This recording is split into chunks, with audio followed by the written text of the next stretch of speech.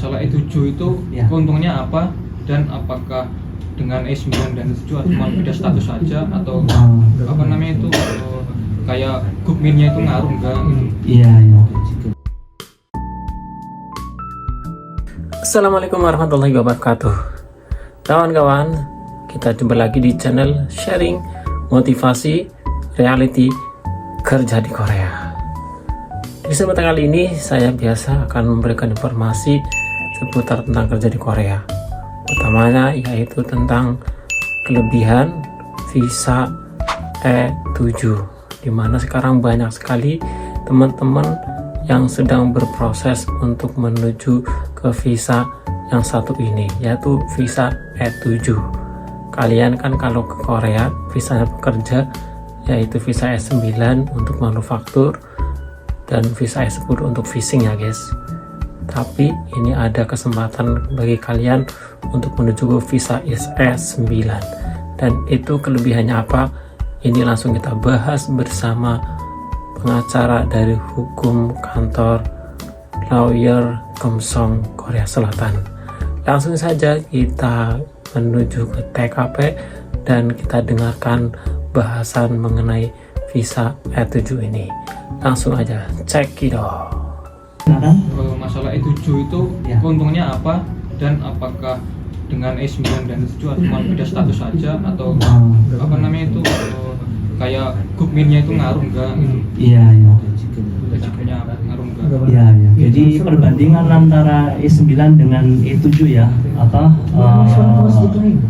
yang ke satu yang paling berpengaruh itu bahwa E7 itu nggak ada batasan mas kalau kita mau kerja. Jadi beda dengan E9 dan E10 yang maksimal 3 tahun plus 1 tahun 10 bulan ya untuk kita bisa bekerja di Korea itu. Dan kalau visa E7 ini sudah nggak ada batasan lagi mas. Jadi ini mengikuti kontrak kerja kita. Jadi apabila kita memang masih di kontrak terus dengan pihak majikan, jadi itu bisa berkelanjutan. Jadi kita nggak perlu lagi re-entry lagi, itu nggak perlu. Lalu yang kedua, kita juga bisa mengundang keluarga mas, misalnya istri, pasangan ataupun juga anak. Jadi itu juga bisa kita bawa ke sini, kita ajak tinggal bareng. Dan ini tidak bisa dilakukan dengan visa E9 ataupun E10, hanya bisa minimal di visa E7. Dan keuntungannya sih menurut saya yang paling besar ini ada di dua ini ya mas ya. Jadi tidak ada masa tinggal terbatas, ataupun bisa juga mengundang keluarga. Nah untuk masalah misalnya tadi yang dibilang Gukmin, Yonggum, Taejikum apapun itu sama rata mas, semuanya nggak ada perbedaan dari visa. Jadi visa apapun itu sudah dipukul rata, jadi nggak ada perbedaan antara itu. Ya nanti mungkin kemungkinan yang bisa kita harapkan hanya kenaikan gaji aja sih mas, kalau kita sudah pindah E7 itu status kita tuh istilahnya sudah dari non profesional ke semi profesional mas, karena dari nama visanya itu sebut sendiri sudah beda. Kalau E9 itu kalau masnya cek di sana itu non professional worker mas, jadi pekerjaan yang tidak membutuhkan skill khusus ya, jadi tidak ada keterampilan. Nah beda dengan E7 ini diberikan karena memang ada keterampilan khusus yang dimiliki oleh pekerja sini, sehingga bisa di-upgrade visanya dari E9 itu ke E7. Oleh karena itu pun alasan kenapa E7 ini ada syarat-syaratnya, poin-poinnya seperti itu mas, karena nggak semua orang bisa mengajukan visa ini, karena memang dikhususkan untuk orang yang mempunyai keterampilan khusus atas pekerjaannya itu. Oleh karena itu memang ada syaratnya yang harus dipenuhi, jadi nggak semua orang bisa. Dan itu sih untuk kelebihannya dari visa E7. Dan sekarang ini seperti yang tadi dibilang bahwa banyak, karena saking butuhnya pekerja asing yang masuk ke sini dan berturunnya tingkat kelahiran di sini, sehingga menyebabkan kekurangan populasi. Dan sekarang ini setiap tahun selalu ada regulasi baru dari pihak imigrasi yang justru membuka kesempatan lebih luas untuk kita pekerja asing untuk bisa menetap dan bekerja di sini mas. Jadi salah satunya itu adalah visa E74R ini tadi yang sempat saya singgung, untuk teman-teman yang bekerja di wilayah depopulasi atau wilayah yang kekurangan penduduk itu bisa mendapatkan manfaat khusus untuk bisa ganti visanya ke E74R ini. Dan seperti yang tadi saya bilang bahwa visa E74R ini bisa dilihat lebih lengkapnya lagi nanti di Facebook kami Mas, jadi bisa di follow Facebook kami. Kami sudah post semua informasi ini dalam bahasa Indonesia semua Mas, jadi insya Allah semuanya itu akan bisa gampang dimengerti ya untuk teman-teman. Kalaupun ada yang kesulitan ataupun mau konsultasi juga saya terbuka buat teman-teman yang menghubungi saya langsung, nanti kami bisa dampingi untuk perubahan visa itu sendiri. Seperti itu Mas untuk E74. Ada lagi untuk undangan keluarga itu satu kakak atau misalnya orang tua kita misalnya udah nikah ya, kan pindah kakak kan. Nah itu kita ngundang istri yang kakak atau boleh sama orang tuanya yang pindah kakak. Jadi keluarga, dalam artian keluarga yang bisa diundang ini adalah keluarga inti ya. Jadi keluarga yang satu kakak sekarang ini, misalnya kalau satu kakak kita sudah menikah kan otomatis hanya ada pasangan ya dan anak. Meskipun memang family lain bisa dimasukkan ke kakak tersebut, tapi secara regulasi hanya pasangan dan anak itu sendiri. Jadi keluarga inti sendiri bisa diundang untuk tinggal bareng lama di sini Mas dengan visa F3. Dan untuk misalnya untuk keluarga lain, misalkan orang tua, saudara kandung, sampai sepupu ya, biasanya itu bisa saja diundang tapi hanya untuk kunjungan sementara Mas, maksimal 1 bulan. Itu dengan visa C3 bukan F3 ya. Jadi hanya untuk kunjungan sementara, bukan untuk tinggal bareng di sini. Dan itu bisa untuk visa E7.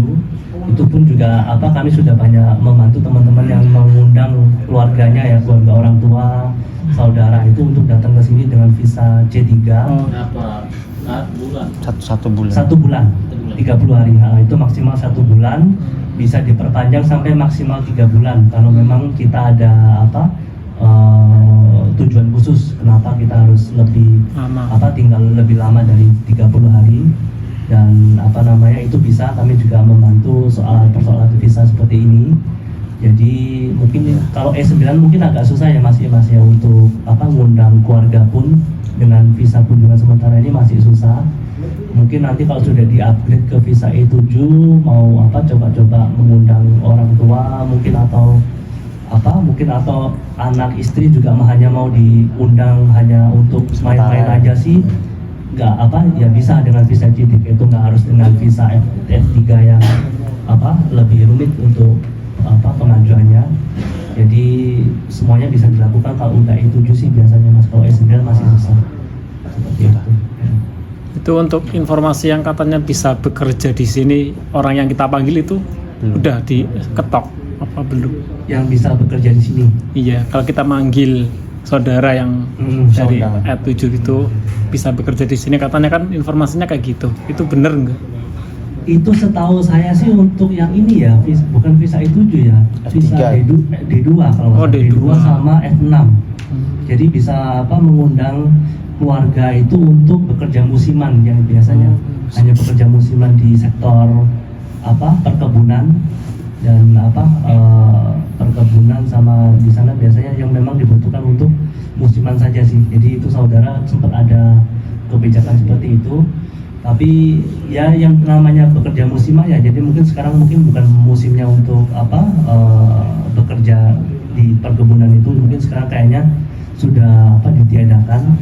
Tapi ya itu seperti yang saya bilang bahwa saking di Korea ini saking kekurangannya tenaga kerja khususnya di sektor-sektor tertentu seperti ini, jadi tiap bulan, tiap tahun itu mereka selalu ada perubahan regulasi yang justru biasanya meringankan persyaratan itu untuk kita supaya bisa banyak lebih kesempatan lagi untuk bekerja di sini. Jadi saya rasa untuk kedepannya sih ini mungkin bisa lebih ke multikultural ya untuk di Korea ini, karena memang turunnya tingkat kelahiran, jadi justru mereka lebih welcome kepada kita yang orang asing untuk menetap di sini, karena itu mereka selalu menerapkan yang diperlukan itu bahasa. Jadi sekarang kan juga diwajibkan untuk poin bahasa itu sudah wajib, karena memang tujuannya mereka supaya kita itu bisa tinggal lama di sini dan menjadi salah satu warga tetap di sini ya, meskipun memang nggak sampai misalnya kita ganti warganegaraan, tapi mereka sudah paling enggak sudah seperti di Amerika ya, jadi sekarang sudah multicultural, jadi mereka tidak menutup kemungkinan kesempatan untuk orang asing bisa bekerja di sini, jadi seperti itu.